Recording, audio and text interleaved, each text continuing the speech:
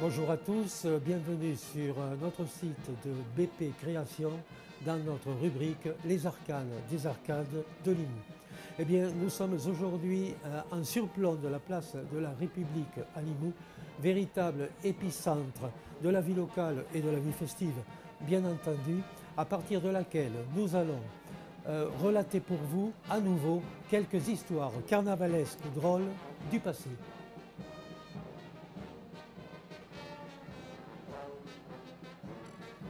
Cette histoire m'a été racontée par Beber Glaze, que je salue à l'occasion. Beber Glaze, que tout le monde connaît dans la sphère carnavalesque et qui se définit lui-même ainsi: 50 ans de comité, 30 ans de carnaval dans deux bandes, le Pont-Vieux et le Paradou. Autant dire que ce n'est pas le premier venu pour parler de ce folklore qui tient une grande place dans ses souvenirs. Cette histoire concerne son père et remonte peu ou prou à un siècle en arrière. Ce dernier avait fait savoir à ses proches qu'il ne pourrait pas se rendre à Limoux un certain dimanche de carnaval, étant retenu par ses obligations militaires de garde à la caserne. En réalité, et contrairement à cette information, il arrivait en catimini par la Micheline à la gare de Limoux, où l'attendait un copain qui lui avait amené à sa demande un accoutrement de vieille nippe pour se masquer. En possession de ce déguisement, il alla en secret au café de M. Durand à la Ragout pour se travestir, puis vint sur la place où le carnaval battait son plein et où, pensait-il, ses parents se trouveraient probablement. C'est ainsi qu'à un moment donné, il les a aperçus, ils étaient accompagnés de sa fiancée.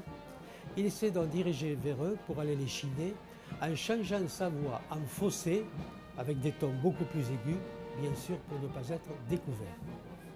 Se faisant passer pour un copain de leur fils, il leur demanda des nouvelles de ce dernier, qui, soit dit en passant, n'était autre que lui-même. Et si c'était un bon fils, et s'il était gentil avec eux, et en brodant là-dessus. Et de surcroît, titillant sa propre fiancée, à la grande réprobation de cette dernière, outrée qu'un soi-disant copain de son futur mari vienne lui faire du grain. Intrigués, les parents voulurent l'inviter pour lui payer à boire.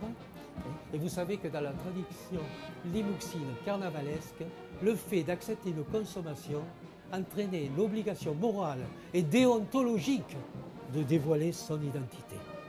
Notre goudil déclina l'invitation, et pour cause, et laissant ces personnes avec un gros point d'interrogation en filigrane dans leurs pensées, regagna le dessous des couverts en faisant carnaval. C'est là qu'à sa façon de se déhancher et de mouvoir les bras en cadence de la musique, son père s'exclama: « Mais c'est lui, c'est mon fils !»